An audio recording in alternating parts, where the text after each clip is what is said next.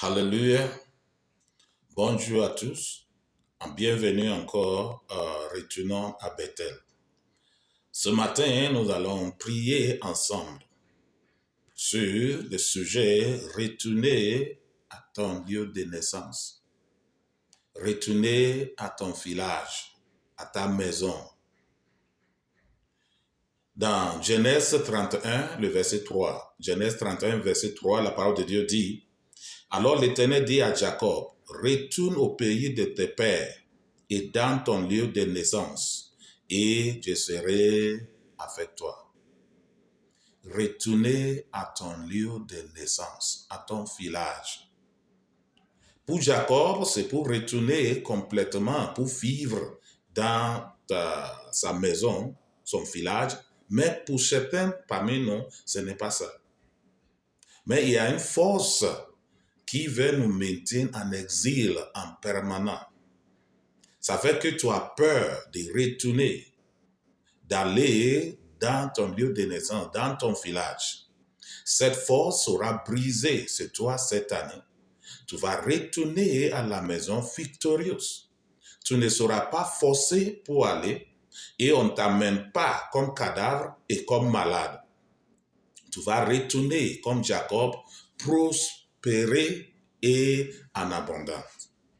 Il y a des forces, des stratégies que l'ennemi utilise pour que les gens n'arrivent plus à retourner chez eux. Et on discutait 2 ou 3 pour que tu auras un sujet de prier. La première, c'est la peur des ennemis à la maison. Soit la peur imaginaire, soit la peur réelle. Pour Jacob, c'est un ennemi réel. Avant de quitter la maison, il a un problème avec son frère qui a juré que dans quel que soit le jour qui va voir Jacob, il va le tuer. Donc Jacob a peur. Il a passé des années, il ne peut même pas penser à retourner à la maison.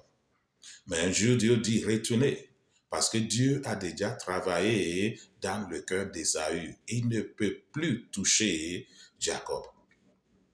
Un autre exemple, c'est Jésus en tant que bébé, que Joseph s'est forcé de le faire quitter la maison. Mais un jour, Dieu dit à Joseph, retourne à la maison. Pourquoi? Ceux qui cherchent la vie de l'enfant sont déjà morts. Dieu va agir en ta faveur. Soit il agit dans le cœur de ceux qui sont tes ennemis à la maison, soit il les fait disparaître comme Hérode. Dieu va agir et la peur de l'ennemi de la maison va quitter ta vie au nom du Seigneur Jésus-Christ. Une autre, c'est l'ennemi au pays. L'ennemi sous le lieu où tu es. Pour Jacob, l'ennemi, c'est Laban. Laban est là, Jacob travaillait pour lui et il a changé son salaire plusieurs fois. Laban a déjà décidé que Jacob ne retourne pas à la maison. Mais Dieu a trouvé moyen pour Jacob. Il va trouver moyen pour toi aussi. Un autre exemple, c'est le fils prodige qui est sorti avec l'argent, avec matériel. Mais quand il est arrivé au pays, il a trouvé des amis, les mauvais amis. Ils l'ont aidé de dépenser son argent jusqu'à ce qu'il devienne rien. Peut-être pour toi aussi, tu as déjà trouvé les ennemis que tu appelais les amis dans le pays et on t'a poussé à faire ce que tu ne dois pas faire jusqu'à ce que tu deviennes rien. Dieu va te donner la victoire sur l'ennemi là où tu es et il va te donner le moyen pour retourner victorieux dans ta maison au nom du Seigneur Jésus-Christ. Une autre chose que l'ennemi utilise, c'est la pauvreté et la honte. La pauvreté et la honte. Lorsque tu n'as rien, à la maison là-bas tu n'as rien, ici même tu n'as rien, et tu crois que les gens dans la maison sont mieux que toi, tu vas aller faire quoi? Donc tu as honte de retourner. L'Éternel va prospérer ta vie, briser le joug de la pauvreté et de la honte de ta vie. Et tu vas retourner prospérer à la maison cette année au nom du Seigneur Jésus-Christ.